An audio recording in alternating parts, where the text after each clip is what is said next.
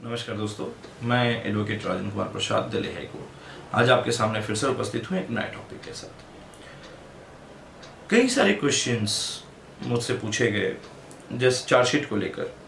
जैसे चार्जशीट कौन फाइल करता है या कौन करवा सकता है, या फिर क्या मुलजिम चाहे तो चार्जशीट जल्दी फाइल हो जाती है, या फिर कितने दिनों में फाइल होती है। उम्मीद है इस वीडियो को देखने के बाद चार्जशीट के ऊपर जितने भी आपके मन में सवाल पैदा होते हैं वो सारे खत्म हो जाएंगे। इसके बाद आपके पास सवाल नहीं रहेंगे पूछने के लिए। आज मैं कोशिश करूंगा कि चार्जशीट के रिलेटेड या पुलिस रिपोर्ट के रिलेटेड जो भी क्वेरीज मेरे पास आज तक आई हैं उन सबको मैं इस वीडियो के माध्यम से खत्म कर दूं। यानी ये एक वीडियो रामबाण की तरह होगा। जिसने ये वीडियो देखा उसके मन से चार्जशीट को लेकर सारे सवाल खत्म हो जाएंगे, उसके बाद कोई सवाल नहीं बचेगा। उम्मीद यही करता हूं। टॉपिक स्टार्ट करने से पहले मैं आपसे रिक्वेस्ट करूंगा कि अगर चैनल पर आप नए हैं तो प्लीज़ चैनल को सब्सक्राइब करना ना भूलें, बेल आइकन को जरूर दबाएं, जिससे कि कोई भी वीडियो हम आप तक लेकर आएँ या कोई भी वीडियो हम अपलोड करें तो आप तक सही समय पर पहुंच सके।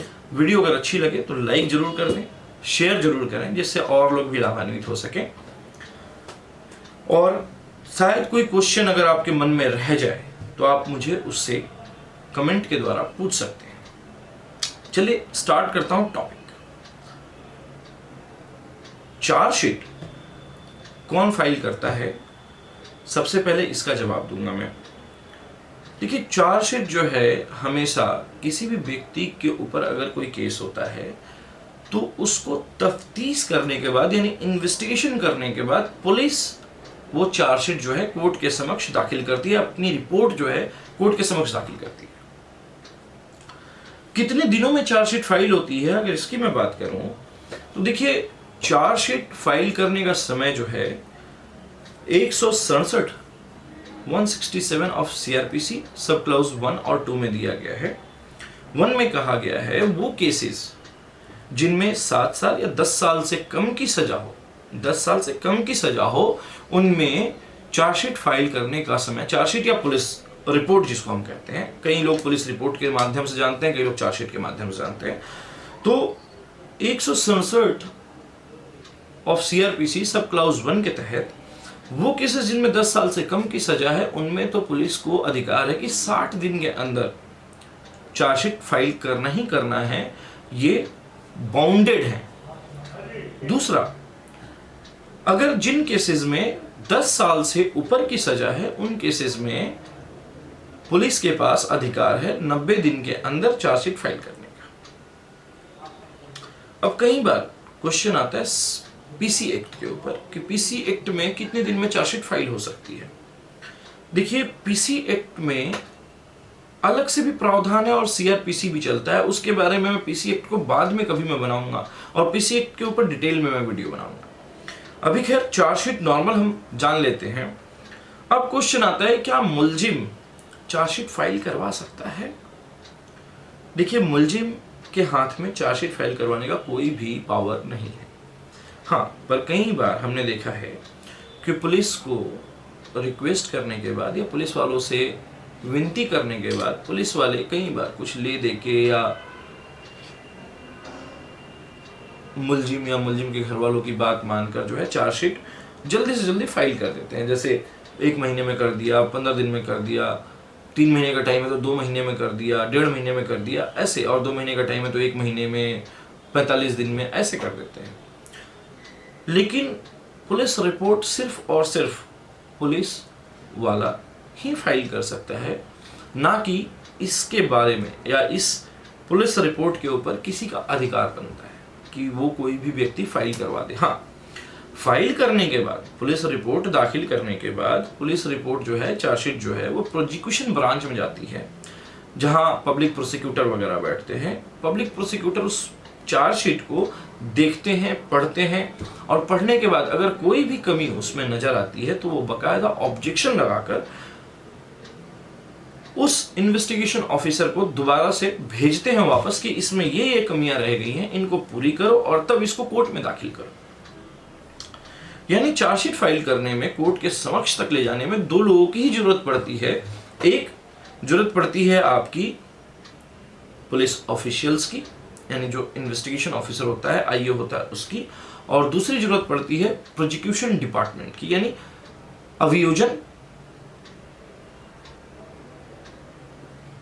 अभियोजन डिपार्टमेंट या अभियोजन पक्ष कह लें या पब्लिक प्रोसिक्यूटर कह लें, उनकी जरूरत पड़ती है। इसके अलावा तीसरा, किसी भी व्यक्ति की जरूरत नहीं है किसी भी पुलिस रिपोर्ट या चार्जशीट को दाखिल करने।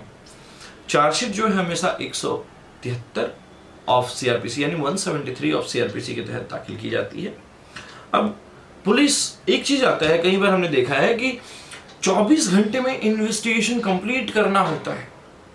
167 ऑफ सीआरपीसी, 167 ऑफ सीआरपीसी अगर आप पढ़ेंगे तो उसमें ये लिखा है कि inquiry should be completed within 24 hours. इसका क्या अर्थ होता है? अगर इसका अर्थ मैं बताऊं तो पुलिस किसी भी व्यक्ति को अरेस्ट करने के बाद 24 घंटे के अंदर जो भी पूछताछ करना है वो करके 24 घंटे के भीतर भीतर उस मुलजिम को या उस अरेस्ट किए गए व्यक्ति को कोर्ट के समक्ष पेश करना होता है।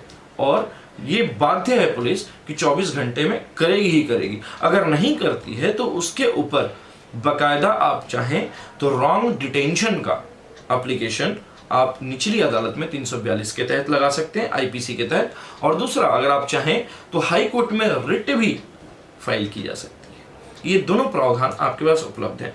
चार्जशीट से जुड़े हुए ये जो भी क्वेश्चंस मेरे पास आए थे कि कौन फाइल कर सकता है, कितने दिनों में होगा, क्या मुलजिम चार्जशीट फाइल कर सकता है, कहाँ चार्जशीट फाइल की जाती है। देखिए, चार्जशीट फाइल, इस क्वेश्चन का शायद रह गया, चार्जशीट फाइल हमेशा जो है कोर्ट के समक्ष की जाती है after the approval of prosecution department. यानी प्रोसिक्यूशन के अप्रूवल यानी साइन करने के बाद जो है चार्जशीट मजिस्ट्रेट साहब के समक्ष पेश की जाती है और मजिस्ट्रेट साहब उस पर कॉग्निजेंस लेते हुए अगर मुलजिम जेल के अंदर है तो उसको प्रोडक्शन के लिए लगवाते हैं और प्रोड्यूस करवाते हैं अपने सामने जेल से, और प्रोड्यूस करवा के उसको चार्जशीट हैंड ओवर करते हैं। अगर मुलजिम बाहर है तो उसको कन्वीनियंस लेते हुए उसको समन करते हैं कि इस दिन आओ और पेश हो, पर्सनल अपीयरेंस के लिए लगाते हैं और उस दिन उसको चार्जशीट सप्लाई की जाती है। चार्जशीट सप्लाई करने के बाद उसको एक समय दिया जाता है कि इस दिन के भीतर भीतर आप आइए और अपनी चार्जशीट चेक कीजिए कि क्या कोई भी कमी इसमें आपको है या कोई भी कमी तो नहीं रहेगी आपको चार्जशीट सप्लाई करने में। अगर चार्जशीट में कोई भी कमी है तो आप इस दिन आकर मुझे बताएं, ताकि अगर कोई डॉक्यूमेंट्स कम हो तो हम आपको सप्लाई करें, या फिर अगर कोई भी कमी नहीं होती है तो कोर्ट उसको कहती है कि अगले डेट पर आकर चार्ज पर बहस करें, जिससे मैं चार्ज फ्रेम करके केस को आगे बढ़ा सकूं। चार्जशीट के रिलेटेड सारे क्वेश्चंस जो भी मेरे सामने आए थे उन सबका मैंने जवाब इस वीडियो के अंतर्गत कवर करने की कोशिश की और उम्मीद है सारी चीजें कवर हो गई हैं। यानी ये चार्जशीट जो ये वीडियो है ये रामबाण की तरह काम करेगा। अगर चार्जशीट से कोई भी सवाल आपके मन में उत्पन्न होते हैं या कोई भी सवाल आपके दिल दिमाग में आते हैं तो यहाँ वो चीजें क्लियर हो जाएंगी। उम्मीद है कि वीडियो आपको अच्छी लगी होगी और समझ में आई होगी। अगर अच्छी लगी हो तो प्लीज लाइक करना ना भूलें, शेयर करना ना भूलें, जिससे कि और लोग भी लाभान्वित हो सके। साथ ही साथ अगर चैनल पर नए हैं तो प्लीज चैनल को सब्सक्राइब करना ना भूलें, बेल आइकन को जरूर दबाएं, जिससे कि जो भी हम वीडियो अपलोड करें वो आप तक सही समय पर नोटिफिकेशन के माध्यम से पहुंच जाए। इसी के साथ मैं Rajan Kumar Prasad, advocate, Delhi high court, आज आपसे विदा लेता हूं। बहुत बहुत धन्यवाद।